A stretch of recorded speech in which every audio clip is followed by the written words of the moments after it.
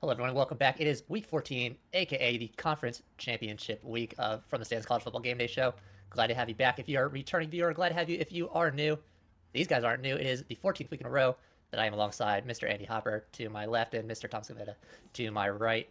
Boys, thank you again for joining me. We'll hop right into what was the last week of regular season action and recap week 13. Andy, I'll start with you. What were you watching? What games caught your eye?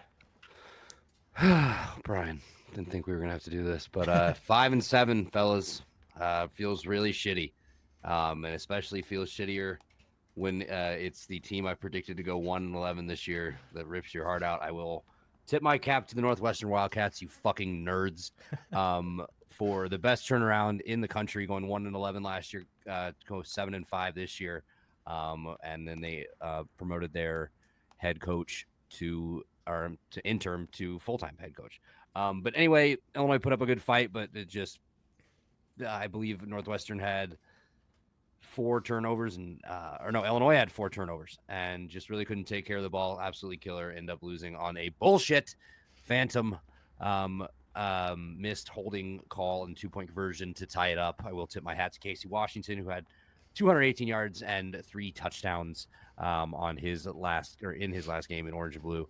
Nice to see him finally break out. But yeah, this loss really stung. And after that, all the rest of the college football was just kind of like, it just made me numb. I hate it. Was really hoping that we could salvage this year and go 6-6 at least, with all the injuries and all the bullshit they've had to go through. But unfortunately, they didn't. Got some big recruiting wins this weekend still. So that makes you feel a little bit better. But I don't know. Didn't feel great. That's the big one for me, unfortunately. All right, Tom, were you feeling better with the action that you watched? Yeah, Audric Estime, the best running back in the country, 238 rushing yards and 4 touchdowns on 25 carries. Phenomenal. Only had to see Hartman throw the ball 14 times, destroying Stanford. Marcus Freeman winning back-to-back 9-game seasons with the Irish. Very excited in his future. Florida State surviving Florida on the road. Tate Rodemaker put in a really tough spot, but Trey Benson saved the day. The Noles did not run the ball well, and they were outgained. Alabama converting the 4th and 31. Jalen Milroe to Isaiah Bond. Not looking good for the Crimson Tide this upcoming weekend after their performance against Auburn. Kentucky upsets Louisville. Moving forward, I'm going with my gut on these picks. My original gut had Kentucky, swapped them out for Louisville last second. And then Michigan beating Ohio State. McCord throws 2 picks. Lou Holtz gets the last laugh over Ryan Day. You love to see it. And I hit my parlay. You did. I was going to save that surprise for the fans in our parlay segment. But yes, everyone, we do have a winner. Mr. Scavetta has hit his parlay. And I believe you're high enough. You paid off the season with that one, right? All your buy-ins with that single. Yeah, and gained about 20, $30. There you go. Now, well, you're in the clear now for the rest of the season. So you can go buck wild, as mini spoiler alert he has again with his card. My quick recap here. Yeah, aside from FSU, it seems like everyone who was either in the playoff running or has an outside shot but is still kind of there, everyone struggled and they either lost or barely survived. We had Georgia beats Georgia Tech by 8. Michigan hangs on to Ohio State by 6. I think you can cut them some slack there, give them the competition. Washington beats Wazoo by just 3. Like you said, Tom, FSU over UF. They did struggle on the ground. They win that game by 9. Both starting QBs gone there, so I mean, I guess it was a little hard to call that one, but still, not a double-digit win there. And then Alabama needs the most insane buzzer beater of all time to it's just Iron Bowl football. That's the only game where you're going to see that a buzzer beater touchdown like that. 4th and 31 or Yeah. fourth and goal from the 31, whatever that was. Did you guys see the video of the Auburn the Auburn sorority girls in the stands, like watching the play and just going from like really excited to just crying their No. eyes out? There were some rough scenes. I definitely saw some tears. Yeah, But not the you can't sorority blame them. ones. You can't blame them. Yeah. To be fair, if you're a modern day Auburn fan, I will say this: you've witnessed 2 of the greatest endings to games in all time with the kick 6. And then, I mean, this one went against them, but still, to just be there and witness that 4th and goal, 31 yards, yeah, just a crazy game there. And then I'll lead us into our next segment with my quote of the week here is from Nebraska coach Matt Rule. He said when talking about recruiting versus NIL here, he said make no mistake, a good QB in the portal costs about $1.5 million to $2 million right now. Just so we're all on the same page, saying that to reporters, obviously. Yeah, he went on to say there's some teams that have a $6 million or $7 million player playing for them. First of all, who are those people and how do I become friends with them? Because that is a lot of cash for a single season. I'm assuming that's what he meant. Uh, but yeah, just crazy numbers. But that will lead us into our weekly segment here. It is gone in 60 seconds. The regular season is over. Players, coaches, they're flying every which way, coming in, going out, hitting the portal, being fired. So we're going to do 3 topics here, all based around coming and going, if you will. Number one, a coach that you think will be fired or will step down, aka be forced out here for optics' sake. One player that you think will enter the transfer portal and where you think they'll go, and one player who you think probably will not, but you think should leave for the best of their career and where you think they might end up. Andy, I'll start with you. Give us your 3 here. You got 60 seconds for each. That is the title of the segment here. Ken Wilson at Nevada. He is 4-20. Nice. His seat is firmly warm. I did not make that up. He has 4 wins and 20 losses in 2 years. They have not been good. He's making $1 million a year. It's Nevada in the Mountain West. Surely you could find somebody a little bit better than this guy. Me and Tom were just talking on the show, or I'm sorry, before the show, about how you got to give coaches time, but oof. When your overall win percentage is 167, I think it might be time for you to step down, or the university to make a decision to part ways. All right, next up, a player that you think will enter the portal. Okay, I might be reaching a little bit on this one because it's a guy that's still playing. Kyle McCord. There's been a lot of talk about Ohio State potentially offering some money to somebody in the transfer portal. They also have 5-star Air Noland, incredible name, coming in next year. I could be very off on this, but this is my bold prediction, and I'm often wrong on this show, pretty much 90% of the time. So you don't even have to listen to this part. But this is my guess. Ohio State, actually, their season might be over. They need some things to happen. So depending on what happens here in this conference championship week with Michigan, they missed the playoff. There's some rumblings in the program. They're unhappy. Kyle McCord leaves. They pick up somebody in the transfer portal, and I think he's like a Philly guy. So maybe he transfers to Penn State because Drew Aller sucks and brings the Nittany Lions back to glory. All right, I like it. And then finally, one player who probably will not enter the portal, but you think should leave, and where you think they should go. Okay, again, I could be totally wrong on this one, but this is a guy that has been awesome all year, and he has his team playing for a conference championship. He's led them to 10 wins for the first time since like the 1950s, which is incredible. Diego Pavia, 2,700 yards, 23 touchdowns, 8 interceptions on the year. He's also the team's leading rusher with, I believe, 700 yards on the ground for the year. This is like a I want to say mid-major, but that's basketball. But, a G5 guy. He's playing in the Conference USA. Who's a junior. He has another year of eligibility, plus maybe even a COVID year. I don't know. He could potentially go somewhere bigger, or maybe a Power 5 program throws some money at him, and he, goes up and plays in the big leagues. But he's a New Mexico guy. He's a little bit undersized. He also has just led them to their best season, like I said, in 70 years. So maybe that also gives him, the feeling of wanting to stick around and see if they can do even better next year. So I don't know. I don't think he will, because he feels like an Aggie through and through, but I think maybe an opportunity or two might present itself to him. I agree. I can see some money maybe getting thrown that way. Tom, on to you. Starting with the first one. Coach who will be fired or pushed out / stepped down. My answer is PJ Fleck. He's been the head coach with Minnesota since 2017. The Big Ten West is disgusting. He's an old school coach, which is fine, but he's had trouble adapting to the new college football world. He's 79-56 overall, 49-34 with Minnesota. When you have back-to-back 9-win seasons, you can't do what they did this year. Go 5-7, losing to Northwestern in overtime. I'm sorry, Andy, but lost to Illinois, Purdue, and Wisconsin as well. Unacceptable with PJ Fleck, who's been there since 2017. I know he's a young guy. They've won all 4 bowl game appearances, but his overall record is just not good. And I think Mohamed Ibrahim might be the reason why they've had a lot of success in their O-line. And now all those guys are gone. So yeah, Brian, that's my first answer. PJ Fleck. Can I add that he's also a douchebag? You can. Class 1? All right. Second one you got here, 60 seconds on the clock. One player that you think will enter the portal and where they're going. So, crazy enough, Andy took mine, Kyle McCord, but I do have a backup one. So I had Kyle McCord transferring to Oklahoma since Dylan Gabriel's a fifth-year senior. But just to be a little different, I know I might be carving myself extra onions here, but obviously Joe Milton's graduating to Tennessee. Quinn Ewers might be coming back to Texas. Maybe Arch Manning pulls the plug and stays in the SEC and goes to Tennessee, like his Uncle Peyton there. Ooh, I like that one. It could happen. That's a good one. I like that one. That's some written in the stars type stuff right there. Imagine the fucking bag that they would throw at him. the one person in the entire college football who probably does not need the bag, but would get the biggest I know bag. they would sell a million Manning fucking Tennessee jerseys. Oh yeah. Well, Arch is third string, guys. That's why I mentioned it. Right? Yeah. Malik Murphy's the backup. Well, they're talking about Malik Murphy potentially transferring away. That's true too. Yeah. We'll see. That is a squad to watch for sure, that QB room.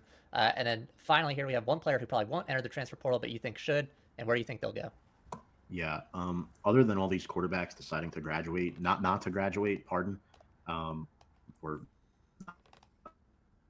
leave their college careers behind, I should say. Jordan Moore, wide receiver from Duke. He's probably going to stay, but he should go. Mike Elko just took the job at A&M. Congrats to him. Riley Leonard probably transferring to either a Power 5 school or Notre Dame. We don't know yet for sure. A new regime, a new starting quarterback might hurt his draft stock. This guy had 7-8 touchdowns this season. Go elsewhere. Maybe it's a higher ranked ACC school like a North Carolina or a Florida State. I don't know. But yeah, I think he'll probably stay at Duke, but he's a guy that should consider if he wants to be serious about the NFL, especially the rare talent that he has at a school like Duke from a football perspective. All right, I like them. I like all of them so far, boys. Do you mind real quick? A coach that I think will be fired and or step down. I'm not sure this will happen this season, but I'm firing Clark Leah if I'm Vanderbilt. And it's not necessarily that he's done an awful job, but he's been just as bad as his predecessor. They brought this guy in hoping to win more than 3 games. They did win 2 to start the season, and they just lost every single other game. So not much better than their 2020 season where they went winless. But just as a school, more importantly here, we're talking about one of the best academic universities in the country that's produced thousands and thousands of top lawyers. They've got money certainly flowing through that organization. And they also have other good sports teams. Like, this isn't a school that says we're just not going to put any money into sports. They consistently have one of the best softball and baseball programs in the country. I think they're almost always in the top 3 in baseball, produce some of the best MLB prospects, especially in pitching. Call up your lawyers, call up these law firms who graduated out of your school, put some money together. This is the era of NIL. Pull a Texas A&M, put some money on the field, get some players on the field, get a new coach with a big name, and I think you got a decent program here that can compete in the SEC. Second, a player that I think will enter the transfer portal. This one is kind of out of left field, and I hadn't even heard of this kid until looking up the segment, but Easton Gibbs, he's a linebacker out of the Wyoming Cowboys, who are not terrible. They were 8-4, but it is a G5 team. His stat line is really good. He's been at Wyoming his entire career thus far, which, kind of like Andy was saying, that's kind of the player you don't know if they're going to want to leave. But that does mean he has his free transfer. He's improved every single season, and he's a player I think that can get into the NFL if he moves to a big team. His stats so far this year: 106 tackles. That's good for 28th in college football. 4 pass deflections, 2 sacks, 2 forced fumbles, and an interception. He does a little bit of everything. Don't want to run this one long to go over the 60 seconds and disrespect the segment, but I'll just say he's from Temecula, California. Where is that? Just south of Los Angeles. Is there a team in Los Angeles that needs some good defenders? Yes, there is. Their name is USC. They just fired their defensive coordinator. Their defense sucks. So bring in a kid like this. You get a best of both worlds. They get a great defender. He gets a bigger program where he's going to be seen by more college scouts. So Easton Gibbs out of Wyoming for me. And then quickly, because I'm pretty sure I went long on that one, one player who probably will not enter the portal, but I think should and where they should go. I'm going with Frank Gore Jr. out of Southern Miss. He as well has spent the same 3 years at Southern Miss so far. Obviously, everyone knows his dad, but his ability really does, stand on his own merits. You don't have to say that's Frank Gore's son. He really does look really good out there. He's a head down, north-south runner, super strong, built like a like a boulder. Back-to-back 1,000-yard seasons. Where does he go? A little bit of a tearjerker here. Following the footsteps of your dad, go to Miami, where Frank went. And just a little note here to end this one, because this is the most ridiculous backfield of all time. When Frank Gore was at Miami, that backfield consisted of Frank Gore, Clinton Portis, and Willis McGahee. Good God, what a backfield that is. Mm-hmm. But that will wrap up. I liked all of those. If boosters are watching this show right now, you know who to hit up, because I think we just gave you some solid picks to go jump in the portal. That will bring us into our next segment. It is the weekly parlay party. Tom hit a winner. He has freed us all. So going forward, there are no requirements here. No minimum of 4 picks, no minimum of plus 1,000 payout. Put it on the board. Andy, we'll start with you. What do you got for us this week? Speaking of Diego Pavia and the New Mexico State Aggies, I'm taking them plus 10.5 at Liberty in the Conference USA Championship game Friday, 6 o'clock Central Time. They beat Liberty by 3 touchdowns last year. I know that was last year. These are 2 different teams. Liberty's got a new coach, but I like them to hang in this game by 10 or less points. I like them to win this game potentially. Next up, I'll go over 54.5 in Georgia and Alabama. This one feels like it's going to come down to the last possession. All these Georgia-Bama games feel like they do. It's going to be another classic. And then I'm going to go Louisville money line at Florida State in the ACC championship game. I know Louisville just got upset by Kentucky. Florida State coming in with a backup quarterback. Give me the Cardinals. It's $10 to win 69-57. Nice. Nice. Thank you. So plus 695. So not as juicy as some of the ones that I've dropped before. But really, these were the 3 that I'm most comfortable with. So that's what I'm going with. I have been ice cold in college football this season, so I would not blame you if you just took the exact opposite of this parlay. Well, don't worry, I've been ice cold there with you. Besides one little tease where I lost by 1 leg. Tom, our big winner here. You got another winner for us? I do. Well, speaking of exact opposites, I'll start this one on a rough note for our good friend, Mr. Hopper. Andy, I'm sorry. I'm taking Florida State money line at minus 122. I don't think Florida State should be punished for the way they performed against Florida last week, especially with a backup quarterback. They got the job done. I think Coach Norvell will find a way. Louisville with those plus odds is very enticing, but I'm going to go with the favorite there in FSU.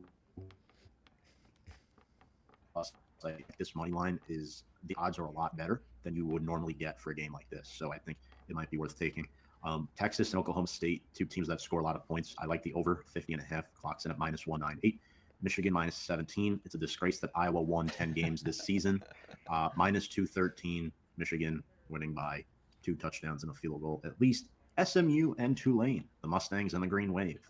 I sold points with this one over 43.5. I think the line is like 47.5, so I went 4 points down. Minus 170. Georgia minus 7. This actually comes in at plus odds at plus 110. One thing Bama and Georgia do have in common this year, a close 1-possession win against Auburn. So, yeah, you can take with that what you will. I have Georgia winning down. Finally, Pac-12 game. I will not give away my pick for this game yet. I'm taking the over here on this one. Over 61.5, minus 183. You have the 2 top quarterbacks in college football this season. One of them will win the Heisman. The winner of this game, whoever wins this game, the quarterback will likely win the Heisman. So I like those odds at minus 183 for a lot of points to be scored. Considering the matchup in the regular season, I think Washington won 38-35. So if you do the math right there, that's over 70 points. So I think over 61.5 should hit. Total is plus 1975, $10 for 207.57. I like it, brother. And I like everyone's picks so far, despite Andy, unless he was doing some reverse psychology, hating on his own picks so that they do hit. So maybe I won't comment on that one. A little bit of 4D chess there. Mine, really quickly here.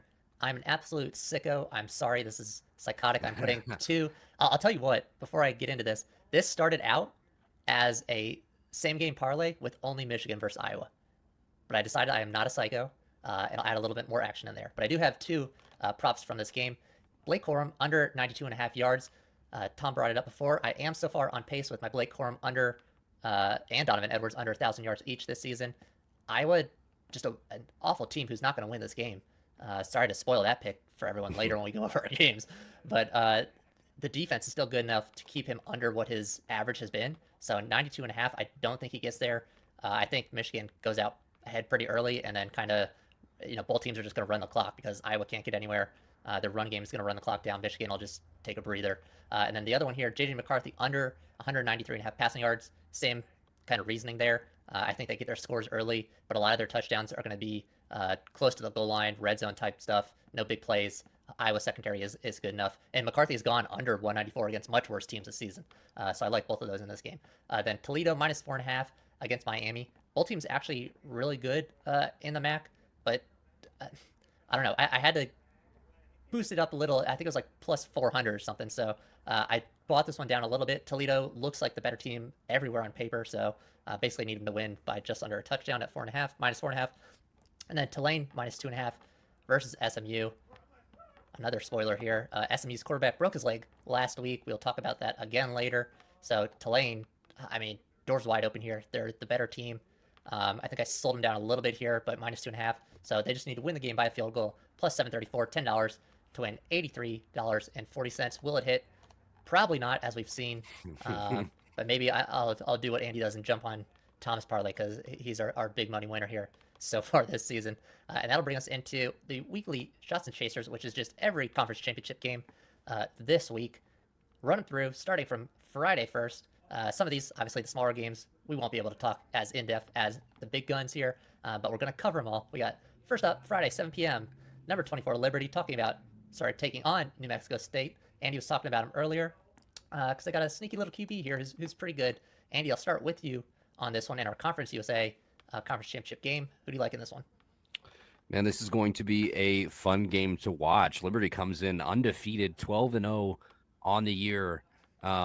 It would be hilarious if they win this and then win their bowl game and then claim a national championship. That kind of is a storyline I'd root for. But I mean, fellas, the Flames have scored at least 40 points in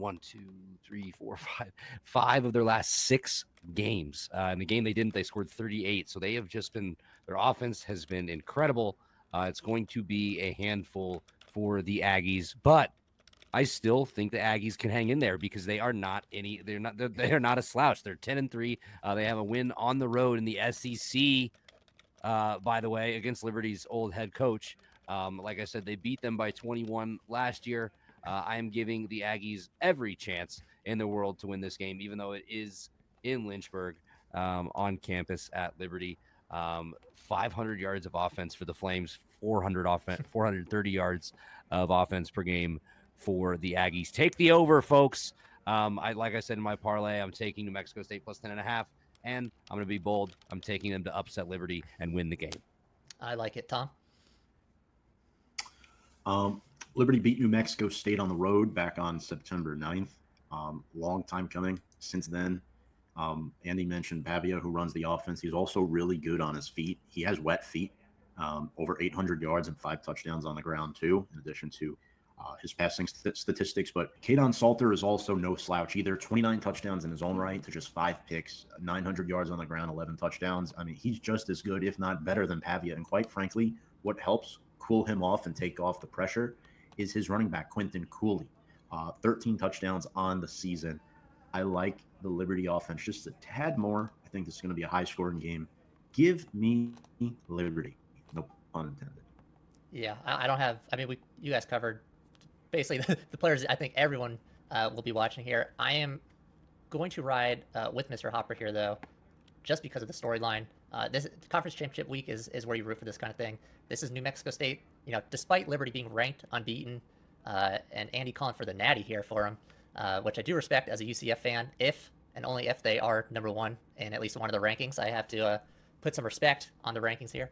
But yeah, this is New Mexico State's best season in at least 20 years. I went through the log of games, and it is not pretty. I got back 22 years before I just got tired, and I didn't think I was going to see anything get any better. So this is one of their best teams that they've had in decades. It's a school that not many people talk about ever, really.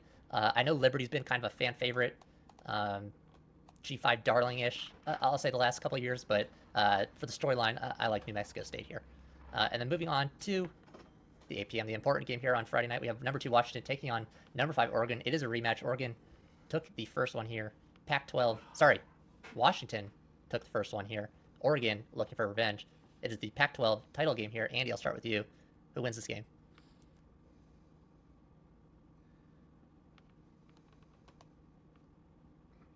Andy on mute, I believe. Oh, good. Okay.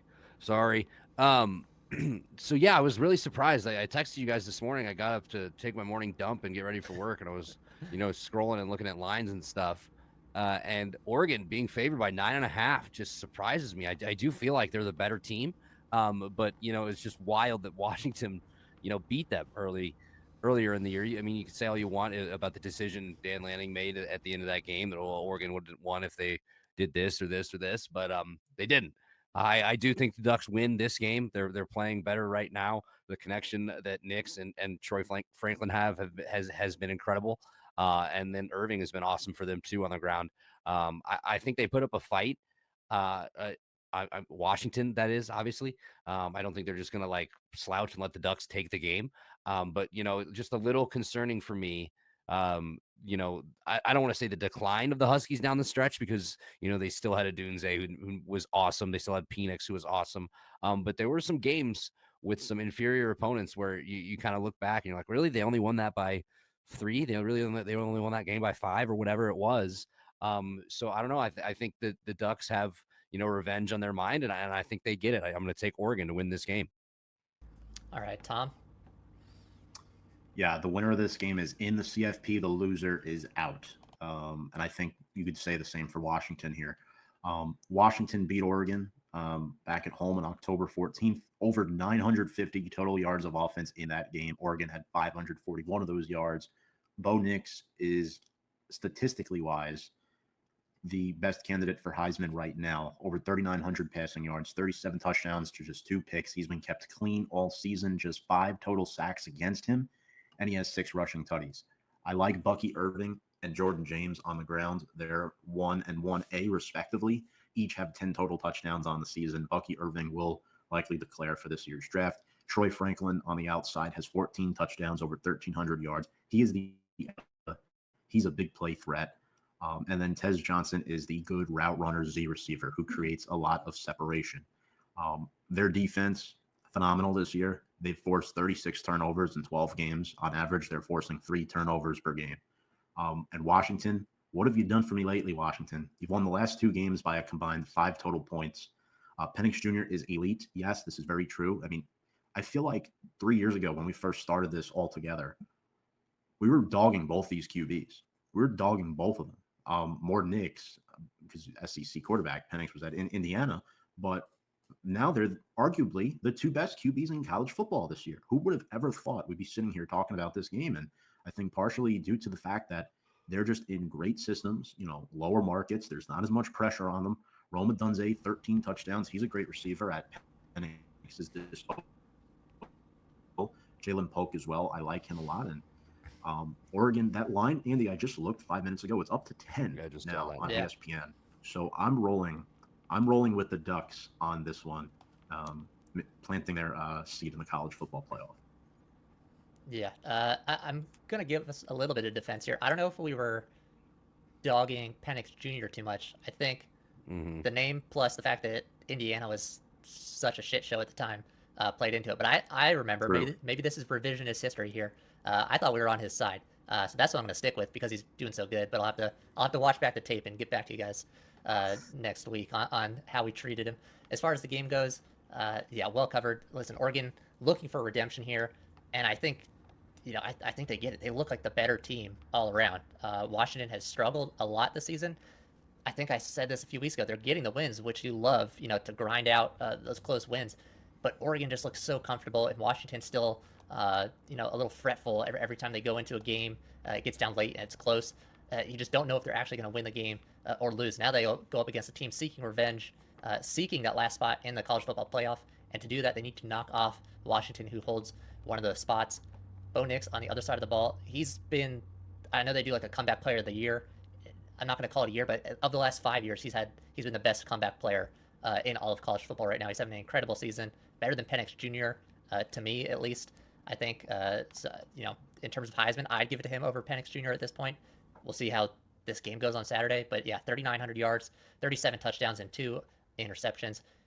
Penix is going to have a lot to deal with because Oregon's defense doing it all. They average over 3 sacks a game, 5 pass deflections per game, 10 interceptions, and 7 forced fumbles across the season. So yeah, you have a Dunze who can catch pretty much anything thrown in his way, but Oregon's secondary is no joke. Their D-line gets to the quarterback frequently. So I don't think they're going to play scared, but Washington's going to be under a lot of pressure here. And Oregon, they've just looked so hungry these last, since that loss, honestly. So I'm going to take the Ducks here as well.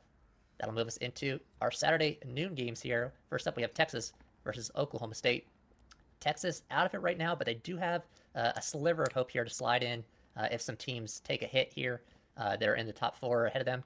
Andy, I'll start with you. Who do you like here, Texas or Oklahoma State?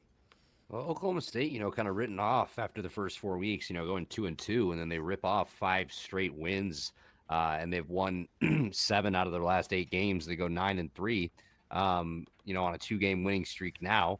You see a Texas team that's hungry and still, in their minds having to tell themselves, win this game by as much as possible and hope to God the committee puts you in the in the college football playoffs. So I am going to take Texas. I like Ewers. I like Adonai Mitchell to hook up for a couple scores in this game. My guy Xavier Worthy as well. I expect him to make an impact. I just don't think Oklahoma State has enough to beat Texas. But again, what the hell do I know? I've been so awful with this year. But give me the Longhorns. All right, Tom. Not awful this time. Cowboys play no defense at all, and they have a backup quarterback in Alan Bowman who has thrown more interceptions than touchdowns. Not all of them have been his fault, though. I will say the play calling there has been mid at times. I know that's the new term these youngsters throw around nowadays. I said to throw that one out there. Running back Ollie Gordon II is their catalyst offensively. Can the Longhorns stop him? If you stuff 8 in the box, I think you can beat Oklahoma State. You're basically telling Alan Bowman, beat us. And I think Texas's defense can. But Gordon II is lethal. He has almost 1,600 yards and 20 touchdowns on the year. Brennan Presley might be seeing some double teams here and there. The Cowboys, they have a couple good players on defense in Nicholas Martin and Colin Oliver, but they're just so inconsistent. I can't trust them. Jonathan Brooks, Quinn Ewers, Xavier Worthy, Adonai Mitchell, 2 phenomenal receivers who will likely go in this year's NFL draft. I know Brooks is hurt, I believe, so I'm not so sure who is playing for them now. I know Roscoe Johnson left, but they still have a good running game because of their offensive line. They do good zone blocking, combo blocking, and defensively. They've really stuck out this year. The only game that they lost was against Oklahoma at home, 34-30. So their resume is a bit better, 15.5 points. You could argue that might be a bit much, but again, no defense, you're not winning. Texas wins. Yeah, this is the battle of fall-themed teams here. Slightly different oranges. Texas a little more burnt. But yeah, Texas on its farewell tour here of the Big 12. I think every other team in the Big 12 was hoping them and Oklahoma crashed and burned here as they leave the conference. I wouldn't say in disarray, but they're certainly leaving for greener pastures here. But yeah, their only loss so far, the loss to the rival that is going with them in Oklahoma. But besides that, they've looked really good this season. Sarkisian has been running on all cylinders. They've just been one of the most impressive Texas teams since probably since the Vince Young era, I would say. And yeah, they still have an outside shot, which is all they need at this point. They just need to finish this game. Hope some people trip over their own feet here, but they're cooking. The last time Texas was able to win the Big 12, though, back in 2009, so it has been a while. But, like I said, it's one of the most impressive Texas teams we've seen in a while. I think they get it done. As far as players to watch, there is one guy on the other side of the ball that Texas does need to keep their eye on. That is, of course, Ollie Gordon, the nation's leading rusher, averages over 163 yards per game since they started conference play this year. That is a crazy statistic. Oklahoma, they really know how to recruit running backs, and he's been another great one for them so far. But he goes up against the Big 12's best run defense in Texas. The Longhorns giving up just 85 rush yards per game. Texas has held the last 5 opponents under 100 yards. So stiff competition there for Gordon. That's going to be the matchup to watch. Tom, like you said, Jonathan Brooks is out with a knee injury. So on that side of the ball, they lose their top rusher. I think he wasn't last week. I think he's been out for 2 or 3 weeks. But still, it's recent enough where they've had to adjust. So you ask yourself, if you're OK State, Texas has a good run defense. How's our passing game? It's not awful, but like you guys mentioned, I think Andy said it. Alan Bowman gets himself into trouble when he's forcing throws. He has more interceptions than touchdowns, 11 to 10. Not even going to do a ratio on that one because it's in the negatives. That is just bad. I'm rolling with the Longhorns here. Texas wins this one. Moving on to the noon chaser, we have Toledo versus Miami, Ohio in the MAC. Haven't really talked about either of these teams this year, but both doing pretty well. Andy, I'll start with you. Who's winning this one? Well, I was in attendance for Toledo's only loss this year, fellas, all the way back to week 1 when it took a last-second field goal from Caleb Griffin and the Illini to take down the Rockets. They've ripped off 11 straight. Miami comes in. They're no slouch either. They're 10-2. Their only losses on the year are to Miami, Florida, the Hurricanes, and Toledo. They played Toledo a few weeks ago, lost 21-17. That was on October 21st. But these are two teams that come in with, obviously they both are wanting to win a conference championship. Toledo is putting up 438 yards of offense per game, really balanced as well. 200 through the air, 200 on the ground, and putting up 35 total points. Miami can score themselves 27 total points. I just fear that, their defense isn't that bad. Only giving up, 340 total yards per game. But give me the Rockets here. All right, Tom. I like the Rockets too. They played back on October 21st. Toledo won 21-17. Brett Gabbert has been okay this season. Offensively, they don't have too much going for them. Greg Larvdane has been inconsistent, but he is a good pass catcher when he's open. Rashad Amos in the backfield is a guy that needs to get it going. Just like DeQuan Finn a little more. He's been sacked just 9 times this year, 530 yards on the ground. He's been good. Penny Boone in the backfield, 15 touchdowns, over 7 yards a clip. He is awesome. Watch him cut on YouTube. He has some good highlights. And I like their receivers in Jerwan Newton and Junior Vander Ross III. They're very, very good. And the big thing now, can you rush the quarterback with your nose tackle, right? Can you cause pressure up the middle to get the quarterback flushed out? Brett Gabbert is not the most mobile guy in the world. I mean, we know with his brother in the NFL. But Judge Culpepper, 8.5 sacks on the year. He is a threat. Give me the Rockets as well. Yeah, Andy, just bragging a little bit, getting that quality win over an otherwise undefeated Toledo team here. So who knows? You stopped them from greatness. Maybe they would have made a New Year's Six Bowl. Yeah, we did. Legitimately. There you go. But yeah, Toledo owns the head-to-head here, already beating Miami back in October. DeQuan Finn has been very productive for the Rockets. He's got over 24,000, that would be impressive, 2,400 yards through the air, and that complements leading rusher Penny Boone's 1,359 yards on the ground here. Yeah, I like Toledo. They're the better team, and you want to. I know everyone joked about Blaine Gabbert's little brother being on Miami, Ohio. It turned into a little bit of a meme, and he's not been bad, but I don't think he's impressive enough to break down this Toledo defense.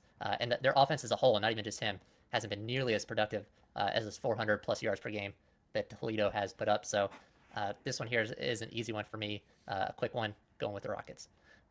That will bring us into, had to put this on 2 pages here because we have so many games.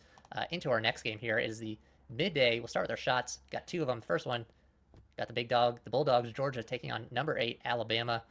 Georgia sitting pretty. They can probably lose this game if it's close and still stay in. But Andy, I want to know if they do win it or lose it. Yeah, so for me, the big one is who throws the first punch and how does the other team react to it.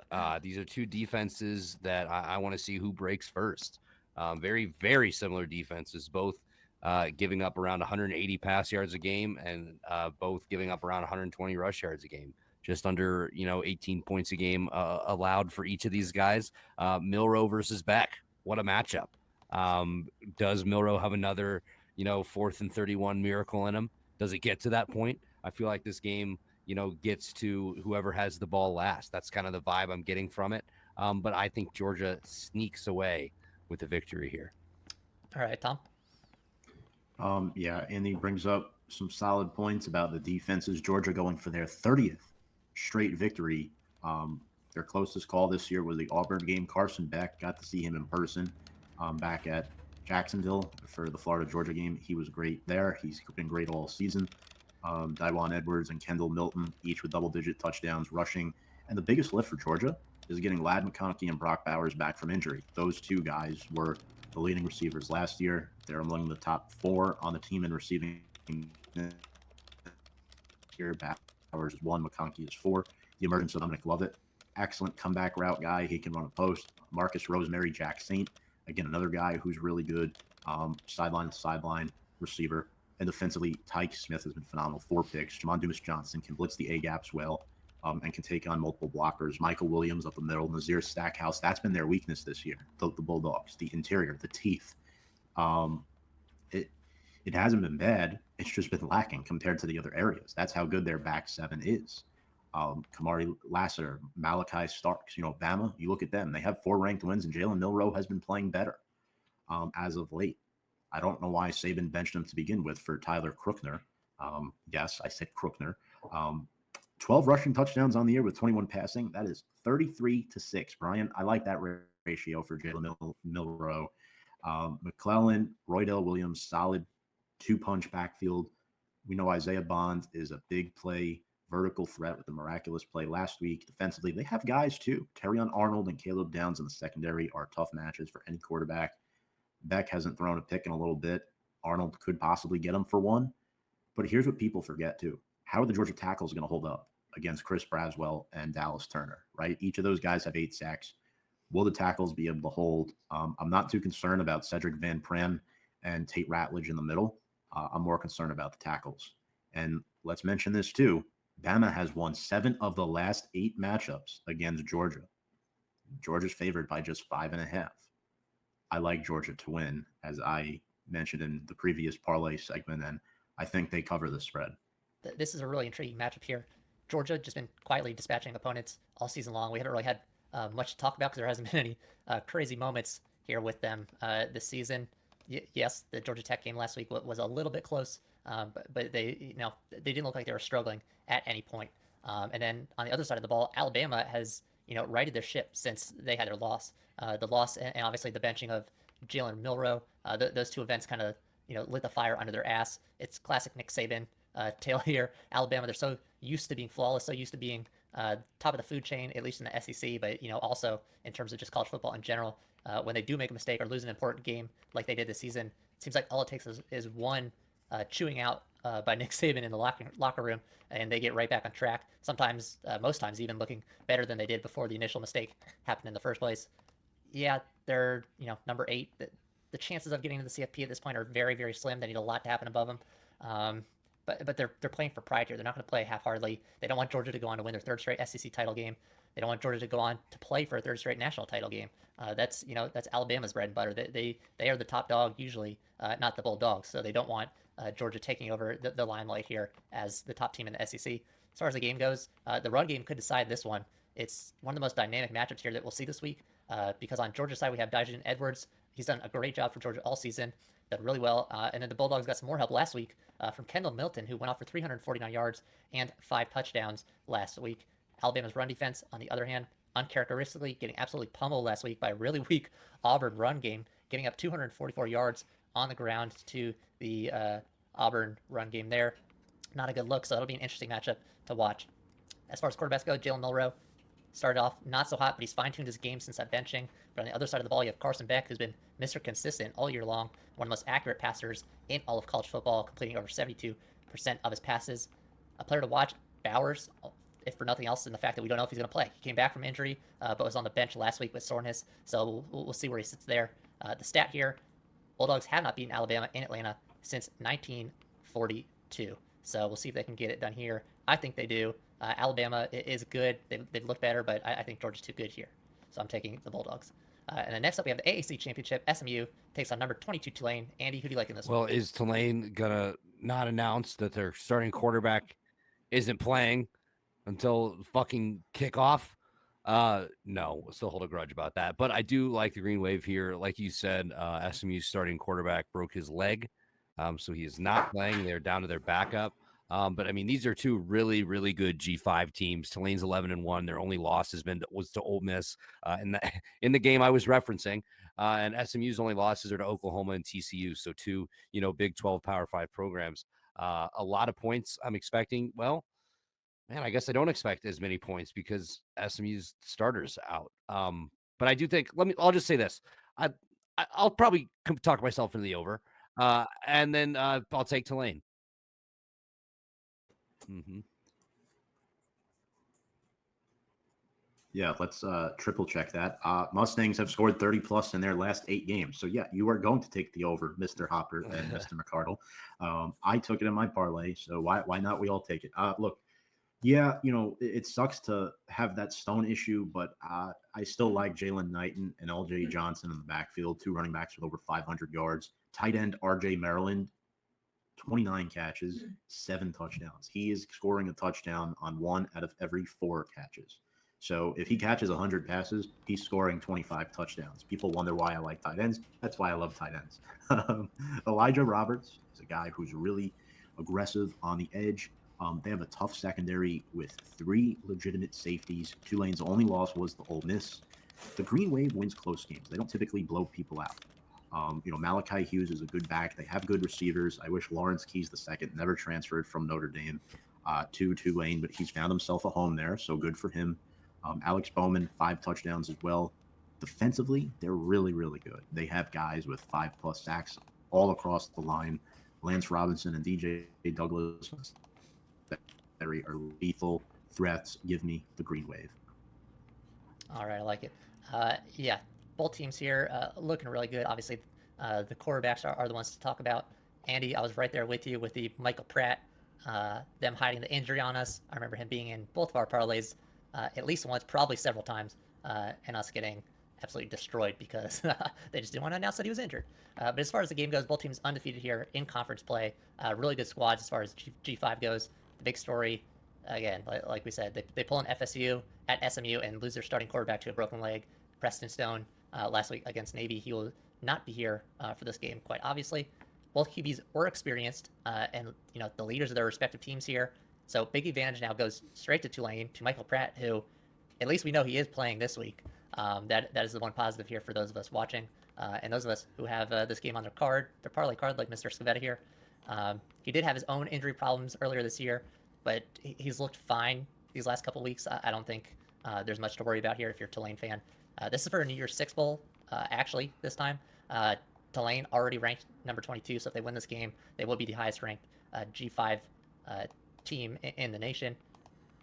But I'm going SMU here. With QB injury, it's not great. There are also 2 minor injuries with their running backs. Not great. But Tulane knows they'll be banged up. Sorry, definitely. That's just that I'm going Tulane here because of what I just read. But yeah, this entire offense banged up for SMU. They're going to have issues moving the ball. I don't know if I touch the over-under on this game just because of that, despite the fact that Tom is encouraging us here to take it. But yeah, as far as the game goes, I got to go with the Green Wave as well. That'll move us into the midday chasers here. We have Boise State taking on UNLV. Andy, you were talking about, or maybe it was Tom talking about UNLV's QB earlier here, but taking on a perennial favorite of this conference in Boise State. Andy, who do you like in this one? I don't know a lot about these teams. I see UNLV's 9-3, and they are the underdog in this game. So give me the Running Rebels. All right, Tom. Rebels have a 3-game winning streak, but they have not beaten Boise State since 1976. They're so due. It's been a long time. I'm rolling with Boise State on this one. The key for them will be stopping Ricky White. That wide receiver is phenomenal. 75 catches and 1,300 yards. Make sure you have him marked.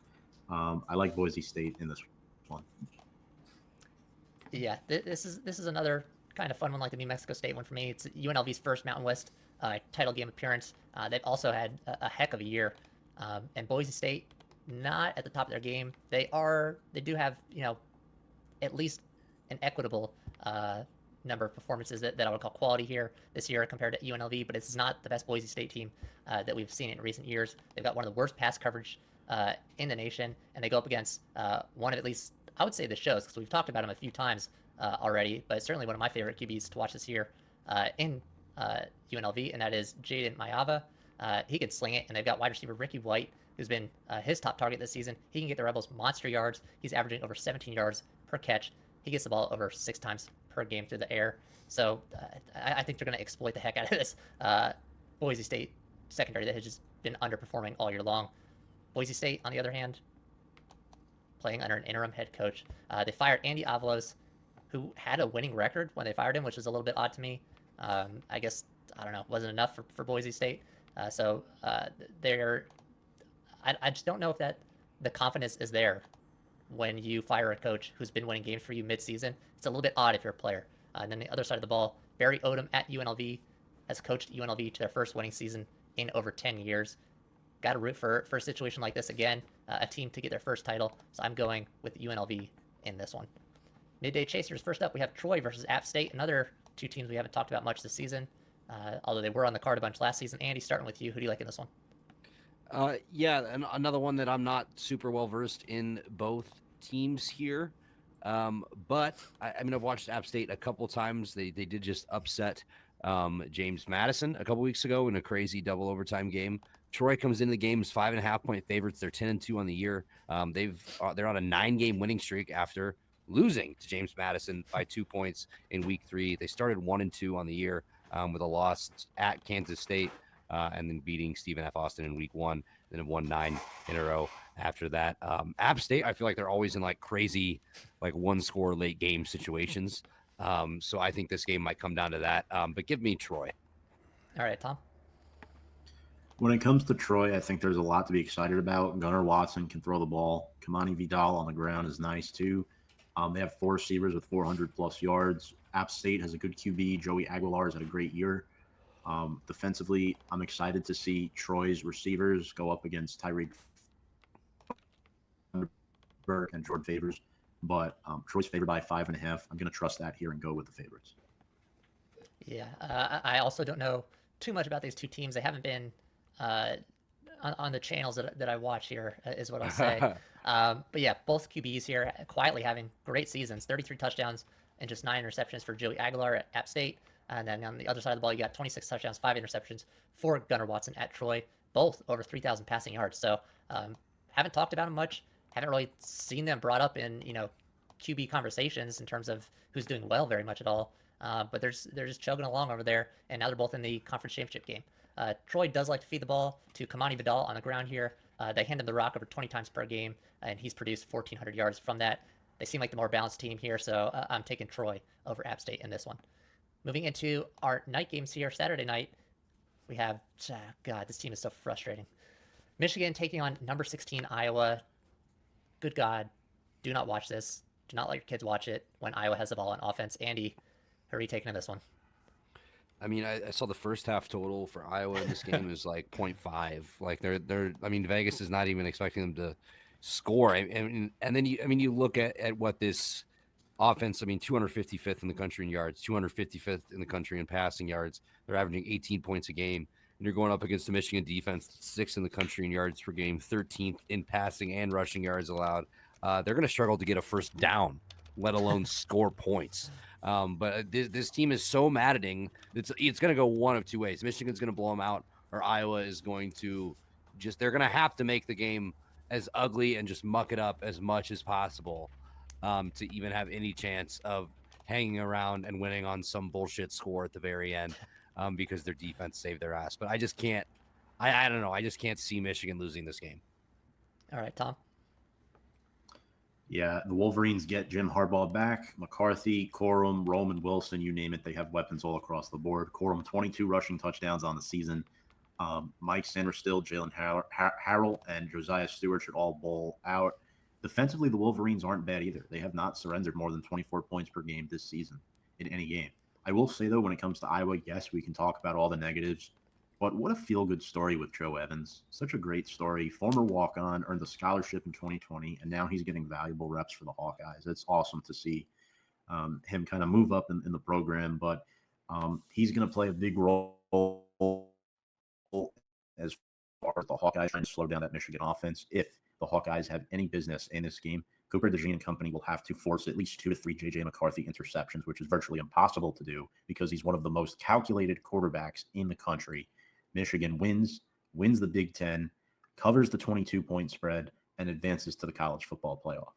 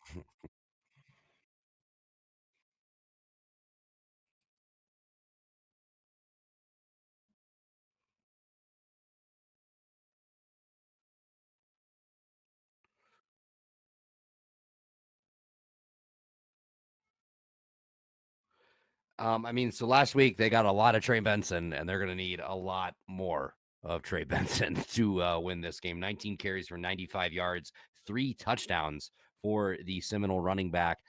Tate Rodemaker coming in under center, 12 for 25, 134 yards, no touchdowns. So, I mean, that obviously doesn't wow you, but I mean, if he can come in the game and make no mistakes and kind of just be that game manager, then they have an opportunity to win this. I mean, obviously they have an opportunity to win this game. But I'm a plus sign Prince. I like Louisville. Give me the Cardinals. All right, Tom.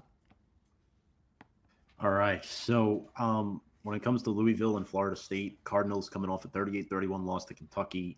Jack Plummer needs to play better. 11 picks through 12 games on the season is not impressive for college football standards. FSU favored by 1.5. They are undefeated. They lost Jordan Travis. They're desperate to survive and make the college football playoff. And I think Tate Rodemaker is ready for this moment. He has not turned the ball over yet. He has not thrown an interception. 5 touchdowns. Trey Benson will be busy early. 14 touchdowns on the season. They still got Keon Coleman as a receiving threat. Can the Cardinals account for Jaheim Bell over the middle of the field? Johnny Wilson is available. Defensively, they got guys too. Jared Verse, Patrick Payton, Josh Former, Kalen DeLoach, all are coming for Jack Plummer. And I think the problem that I have with this is Plummer is a turnover machine this season with fumbles as well. It's been a problem. They lost a game that they shouldn't have lost. Both losses they shouldn't have lost, quite frankly. And that's why I think Florida State's going to win this game. I know Louisville has had the upper hand the last 2 or 3 matchups, but I really like Florida State here to pull this out and make the CFP as the 4 seed. Yeah, I don't really have much to add. I think we kind of went into this one pretty deep last week when the injury first happened. I do agree. I have in my notes here, Jack Plummer just isn't good enough here for a Louisville team that really does need a solid quarterback to get them over the hump in a game like this. You guys mentioned, the running game. Benson is going to need to do a lot here. Rodemaker looked fairly comfortable. He did, get clocked on that targeting penalty. So we'll see where his head's at. I don't know how he didn't go into concussion protocol, honestly, with that one. But he looked good enough. Obviously, he's no Jordan Travis, but it's enough that I think they can survive this game. And he's going to get help. They have one of the best wide receivers in the nation, and Keon Coleman, who a stat that I had not seen at any point this season until just yesterday. Keon Coleman has not dropped a single pass this year. He's caught every single throw that's gone his way. So that is certainly something that will help a backup quarterback like Rodemaker, who comes into basically an inferno, going back to back, a rivalry game in the Swamp, and now the ACC championship game to take your team back into a playoff that they haven't been to in quite a while, as this team tries to make itself look like a dynasty again, as they did in the 90s, and a bit in the early 2000s. Sorry, not going to include Jameis in the whole dynasty thing here. But yeah, I'm going FSU as well, which will wrap up our show. That wraps up all of our games of the week, which, like I said, was every single game. Hope you enjoy every single game that is spread through this weekend. This is conference championship week. You gotta love it. We are winding down the season. We will be off next week as you have a little bit of action with Army versus Navy, of course, and then be back for our 2 bowl shows as we move towards the college football playoffs. Enjoy the games this week. Enjoy hitting that like and subscribe button down below, and enjoy also subscribing to Mr. Andy Hopper and Mr. Thomas Gavetta's links down below in the description. Thank you. We'll see everybody in 2 weeks for our bowl game action.